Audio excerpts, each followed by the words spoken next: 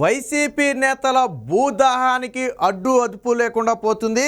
వారి దాడులు దౌర్జన్యాలు అధికార పార్టీ నేతలతో రెవెన్యూ అధికారులు కుమ్మక్కై చేస్తున్నటువంటి ఆ దోపిడీల పర్వం అనేది రాష్ట్రంలో పరాకాష్ఠకు చేరింది. తాజాగా జగన్మోహన్ రెడ్డి సొంత జిల్లా వైఎస్ఆర్ జిల్లా ఒంటిమిట్ట మండలంలో ఒక చేనేత కుటుంబం మొత్తం కూడా ఆత్మహత్యకు పాల్పడింది. ఈ వైసీపీ నేతల భూ కబ్జాలను తట్టుకోలేక వారికి ఉన్న 3 ఎకరాలను అమ్ముకునే సమయంలో వేరొకరి పేరుతో అధికారుల సహకారంతో రికార్డులు మార్చేయటంతో చేసిన అప్పులు ఎలా తీర్చాలో తెలియక తీవ్ర మనస్తాపం చెంది 6 నెలల పాటు అధికారుల చుట్టూ తిరిగి కాళ్ళరిగిపోయాయి తప్ప ఎటువంటి ప్రయోజనం లేకపోవడంతో ఇక చేసేది లేక ఒక సూసైడ్ నోట్ రాసి ఆ వ్యక్తి ఆ రైలు కింద పడి ఆత్మహత్య చేసుకుంటే భార్య కూతురు ఇంట్లోనే ఆత్మహత్య చేసుకునే పరిస్థితి. మొత్తం ఇప్పుడు రాష్ట్రం మొత్తాన్ని కూడా కలిచివేసే ఘటనగా మారింది. ఒక చేనేత కుటుంబం జగన్మోహన్ రెడ్డి ఆ అధికార పార్టీ నేతల ఈ భూ కబ్జాల దాహానికి బలైపోయిందంటే రాష్ట్రంలో ఇలాంటివి ఎన్నో, మనకు తెలిసేది 1 మాత్రమే, తెలియకుండా జరిగేవి ఎన్నో ఉన్నాయి. ఇటీవల కాలంలో 2-3 రోజుల క్రితం కూడా భూమి జోలికి వస్తే మర్యాదగా ఉండదు, ప్రాణాలు కూడా దక్కవని బెదిరించారని, తహసీల్దార్ కూడా లంచాలు తీసుకుని మా బోటి వాళ్లను నడి రోడ్డు మీద పడేస్తున్నారని, అందులో ఎంఆర్ఓ లంచావతారం గురించి కూడా ఆ సూసైడ్ నోట్లో రాశారు. అంటే ఏ స్థాయిలో ఉందో చూడండి. ఇప్పుడు కడప జిల్లాలో ఏదైతే వైఎస్ఆర్ జిల్లా ఒంటిమిట్ట మండలంలో జరిగిన ఈ చేనేత కుటుంబం ఆత్మహత్య ఉందో ఇది రాష్ట్రం మొత్తాన్ని కలిసివేసింది. ప్రతిపక్షాలు కూడా దీని మీద పెద్ద ఎత్తున నిరసన కార్యక్రమాలు అయితే చేపడుతున్నాయి. ఇక అసలు విషయానికి వస్తే సుబ్బారావు పద్మావతి వినయ వాళ్ళ కుటుంబం అయితే ఆ చేనేత కార్మికుడు సుబ్బారావుకి 3.10 ఎకరాల భూమి అయితే ఉంది. అయితే అది కొద్ది మెయిన్ రహదారికి పక్కన ఉండటం వల్ల కొద్ది విలువ ఉన్నటువంటి భూమే. అయితే తాజాగా తన తండ్రి కరోనా సమయంలో 4 లక్షలు అప్పు చేశారు. తర్వాత తన తమ్ముడి పెళ్లి సమయంలో 3-4 లక్షలు అప్పు చేశారు. దాదాపు 7-8 లక్షలు అప్పు అయింది. దానికి వడ్డీలు పెరుగుతున్నాయి. ఇటుపక్క చేయడానికి పనులు లేవు, చేనేత మగ్గాన్ని లాభసాటిగా లేదని ప్రస్తుతానికి అది కూడా మానేశారు. కాబట్టి సరే ఉన్న భూమిలో కొంతైనా సరే అమ్ముకుని ముందు అప్పులు తీర్చేస్తే మిగిలిన భూమిని కూతురికి ఉంచుకోవచ్చు అని చెప్పి ఆయన ప్రయత్నం చేస్తే తీరా చూస్తే రికార్డుల్లో కట్టా శ్రావణి అనే పేరు మీద రికార్డు ఉంది. ఇదేంటి మా భూమి కట్టా శ్రావణి పేరు మీద ఉండటమేంటని చెప్పి వాళ్ళు వెంటనే ఆశ్చర్యపోయి రెవెన్యూ అధికారులను కలిశారు. ఇంతకీ స్థానిక వైసీపీ నేత అయినటువంటి కట్టా నారాయణరావు అనే ఒక వ్యక్తి తన బంధువుల పేరు మీదగా ఆ భూమిని మార్చేశాడు. ఎప్పుడు మార్చాడో కూడా వీళ్ళకి తెలియదు. అమ్ముకుందామని వెళ్ళి చూస్తే ఆన్లైన్లో వేరే పేరుంది. ఇంకా పిఎం కిసాన్ డబ్బులు కానివ్వండి, ఇతర డబ్బులు కానివ్వండి వీళ్ళకే పడుతున్నాయి ఆ భూమికి సంబంధించి. అంటే భూమి ఎవరి పేరు మీద ఉన్నట్టు? అన్ని పత్రాలు వీళ్ళ దగ్గర ఉన్నాయి, ఒరిజినల్స్ అన్నీ వీళ్ళ దగ్గరే ఉన్నాయి. రెవెన్యూ అధికారులు చుట్టూ తిరిగారు, స్పందనలో ఫిర్యాదు చేశాడు, ఆ ముఖ్యమంత్రికి స్వయంగా ఫిర్యాదు చేయాలనే కార్యక్రమం పెట్టారు, దానికి ఫిర్యాదు చేశాడు. దేనికి ఫిర్యాదు చేసినా అక్కడ వైసీపీ నేతలు అధికారులు కుమ్మక్కైపోయారు. కాబట్టి ఎన్ని ఫిర్యాదులు చేసినా తిరిగి అక్కడికే వస్తాయి. కాబట్టి వాళ్ళు ఎటువంటి చర్యలు తీసుకోకపోవడంతో ఇక తీవ్ర మనస్తాపం చెంది ఒక సూసైడ్ నోట్ రాసి చనిపోవడం అయితే జరిగింది. మరి చూడండి, రాష్ట్రంలో వైసీపీ నేతల భూ కబ్జాలు ఏ స్థాయిలో ఉన్నాయి. ఇది ఒక్కటే కాదు, అనేక సందర్భాల్లో తహసీల్దార్ ఆఫీసులో పురుగు మందులు దాగి ఆత్మహత్య చేసుకున్న వాళ్ళు ఉన్నారు, కలెక్టరేట్లలో పురుగు మందులు దాగి ఆత్మహత్యలు చేసుకున్న వాళ్ళు ఉన్నారు. ఇలా అనేక ఘటనలు ఉన్నాయి. ఎందుకంటే న్యాయం కోసం తిరిగి అలిసిపోయి చేసేది లేక ఇక న్యాయం జరగదు అనుకున్నప్పుడు ఇక చనిపోవడమే గత్యంతరం అనుకుని బలవంతంగా ప్రాణాలు తీసుకునే పరిస్థితి వచ్చింది. ఇక్కడ అధికారుల పాత్ర కూడా అంతే ఉంది. వైసీపీ నేతలకు కొమ్ము కాస్తూ అడ్డగోలుగా భూములను రికార్డులను మార్చేస్తున్నారు, పూర్తిగా రికార్డులను తారుమారు చేస్తున్నారు. తరువాత ఏదైనా అవసరం నిమిత్తం చూస్తే అసలు ఈ భూమి నీదే కాదంటున్నారు. వాస్తవానికి వైసీపీ నేతల భూదందాలు ఎలా ఉంటాయంటే ఎక్కడైనా ఒక భూమి కనపడింది అనుకోండి, ఖరీదైన భూమో లేకపోతే ఖాళీ భూమో, దాని మీద ఖచ్చితంగా వాళ్ళకి కనుపడద్ది. కాదు అంటే వివాదాలు సృష్టిస్తారు, అవసరమైతే రికార్డులను సైతం మార్చేస్తారు. సో ఇలా 1 కాదు 2 కాదు కొన్ని లక్షల ఎకరాల భూదందాలు ఆల్రెడీ ఆంధ్రప్రదేశ్లో గత 5 ఏళ్లుగా జరుగుతూనే ఉన్నాయి. దానికి రెవెన్యూ అధికారులు వంత పాడుతూనే ఉన్నారు. రెవెన్యూ అధికారుల సహాయం లేకుండా ఎటువంటి పనులు కూడా కావు. సో ఇప్పుడు తాజాగా దానికి సంబంధించిన వార్త ఒకటైతే వచ్చింది, ఒకసారి చూద్దాం. సో ఇక్కడ చూడొచ్చు, వైకాపా భూదందాలకు సామాన్యులే సమిధులు. జగన్ ఏలుబడిలో యథేచ్ఛగా భూ అక్రమాలు, రాష్ట్ర వ్యాప్తంగా బాధితుల ఆక్రందనలు, కలెక్టరేట్లు, తహసీల్దార్ కార్యాలయంలోనే ఆత్మహత్యలు, నేతల కొనుసన్నల్లో రెవెన్యూ యంత్రాంగం. వాస్తవానికి చరిత్రలోనే ఈ 5 ఏళ్లలో కలెక్టరేట్లు, రెవెన్యూ ఆఫీసుల ముందు ఆత్మహత్యలకు ప్రయత్నించిన అంతగా గతంలో ఎప్పుడూ జరగల, ఏ ప్రభుత్వంలోనూ జరగల. సాధారణంగా ఎక్కడైనా 1 అలా జరుగుతూనే కాదని నేను అన్నాను. కానీ వైసీపీ వచ్చిన తర్వాత ఒక చోట కాదు, 2 చోట్ల కాదు, ప్రతి చోట కూడా ఇదే ఆర్తనాదాలు. వాళ్ళ ఆర్తనాదాలని ఆనందంగా స్వీకరిస్తున్నారు తప్ప వైసీపీ నేతలు వాళ్ళ బాధనే రోజు పట్టించుకోలేదు.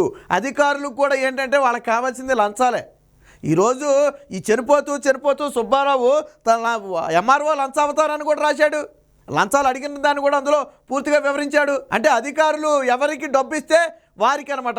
నేను ఎవరికైనా సరే 10 లక్షలు ఇచ్చి ఎవరి భూమి అయినా రాసేయమంటే రాసేస్తారు. వాళ్ళదేం పోయింది, వాళ్ళు ఎలా పోయినా పర్లేదు. ఎప్పుడైతే అధికార పార్టీ నేతల్లోకి ఆ రెవెన్యూ యంత్రాంగం వెళ్ళిపోయిందో ఆ రోజు నుంచి కూడా ఈ భూదందాలు పెరిగిపోయాయి.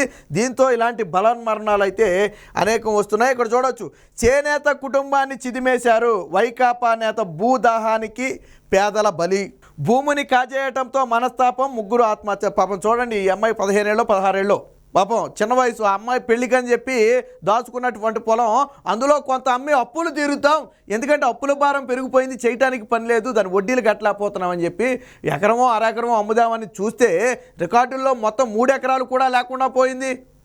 ఆయన ప్రమేయం లేకుండా ఆయన భూమిని ఎలా మార్చాడు? ఈయన పాపం ఒరిజినల్ రికార్డులు పట్టుకుని ఎంఆర్ఓ ఆఫీస్ దగ్గరికి వెళ్ళాడు, కలెక్టరేట్ దగ్గరికి వెళ్ళాడు, స్పందనలో ఫిర్యాదు చేశాడు, జిల్లా రెవెన్యూ అధికారుల దగ్గరికి వెళ్ళాడు. తిరగని చోటంటూ లేదు. ఎక్కడ తిరిగినా వైసీపీ నేతలు అడ్డుపడుతూనే వచ్చారు.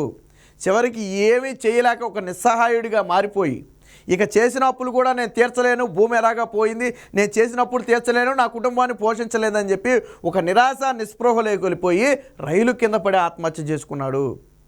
అదే సమయంలో భార్య కూతురు ఇంట్లో ఆత్మహత్య చేసుకున్నారు.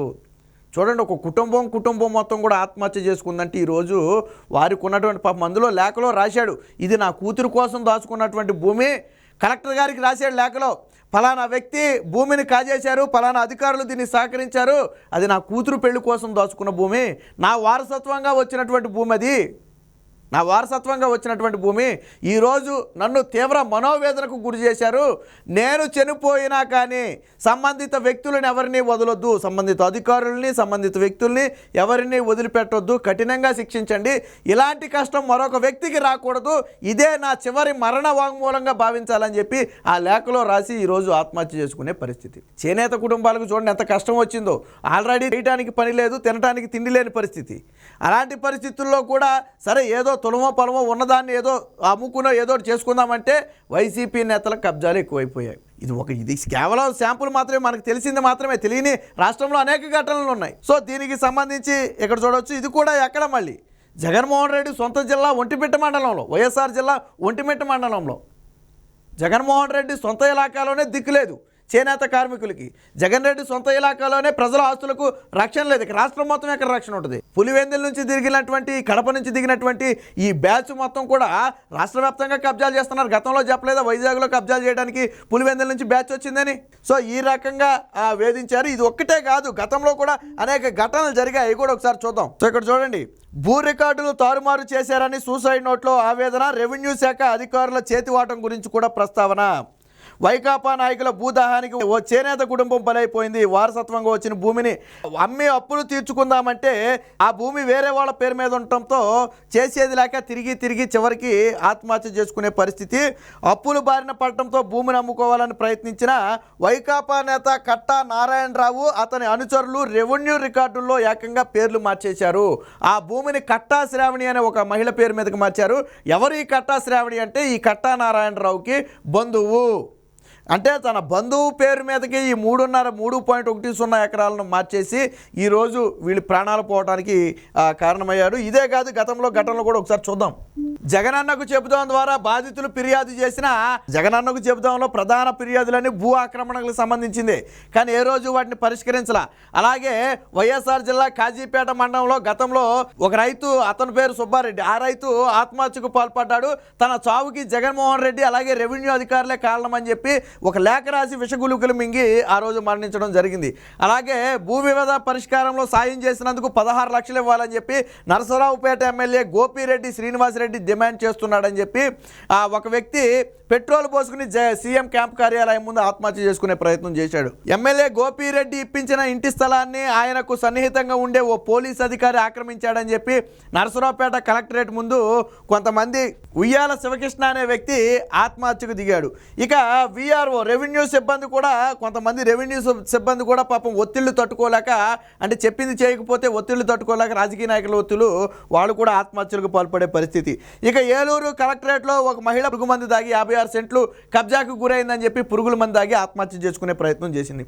ఇలా ఒకటి కాదు, రెండు కాదు, అనేక మంది ప్రభుత్వ కార్యాలయాల వద్దే తిరిగి చివరికి అదే ప్రభుత్వ కార్యాలయం వద్ద ఆత్మహత్యకు ప్రయత్నించడం అనేది అత్యంత దారుణం. అందులో చాలామంది తర్వాత ప్రాణాలు కూడా కోల్పోయారు. దురదృష్టకరం ఏంటంటే అంత ఘటన జరిగిన తర్వాత కూడా ఆ వివాదాలు పరిష్కరించకుండా వదిలేయటం. ఒక వ్యక్తి కలెక్టరేట్ ముందు ఆత్మహత్యకు ప్రయత్నించాడంటే ఎంత మనోవేదనతో ప్రయత్నించుంటాడు.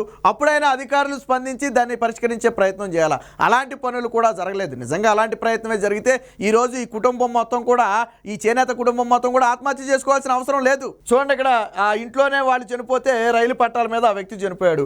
సో ఇప్పుడు బంధువులందరూ కూడా ఆ తీరని శోకసంద్రంలో మిగిలిపోయే పరిస్థితి.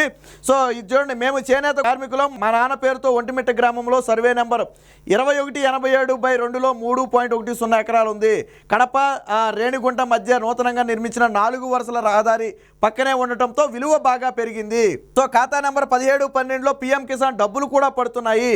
మేము ఇటీవల పొలం అమ్మే ప్రయత్నం చేయగా కట్టా శ్రావణి పేరుతో ఉన్నాయని తెలిసింది.